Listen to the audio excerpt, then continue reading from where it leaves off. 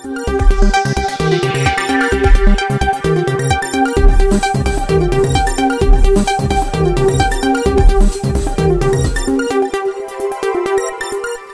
असं म्हणेन की सगळे सुयोजनचा एक यार निघो न निघो,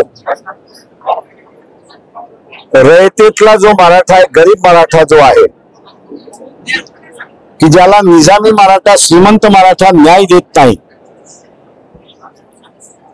या रयतेतल्या मराठ्याला चेहरा आणि त्याची ओळख ही करून देण्यासाठी जरांगे पाटील यांनी 288च्या 288 जागा लढाव्यात आणि हा चेहरा एकदा लोकांसमोर आणावा, जेणेकरून या गरीब मराठ्याचे प्रश्न सुद्धा देशाच्या वेशीवरती टांगल्या जातील अशी परिस्थिती आहे। नाहीतर आता श्रीमंत मराठा हा पूर्णपणे गरीब मराठ्याला दाबून टाकतोय अशी परिस्थिती आहे।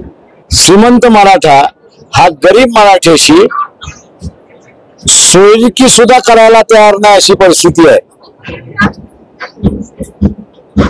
आणि त्याच्यामुळे मध्यंतरी आपण बघत असाल की यात लातूर, उस्मानाबाद मधनं हे जे श्रीमंत मराठे होते, आपल्याला उत्तर प्रदेशासारखे सिंग म्हणून म्हणायला सुरुवात झाली होती। टिंगल टवाली झाल्यानंतर ते सिंग सुटलं, पण रस्सी जल गई पण बळ गेला नाही अशी असणारी परिस्थिती आहे। आजही श्रीमंत मराठा हा गरीब मराठ्याशी सोयीकी जुळवायलाच तयार नाही अशी परिस्थिती आहे।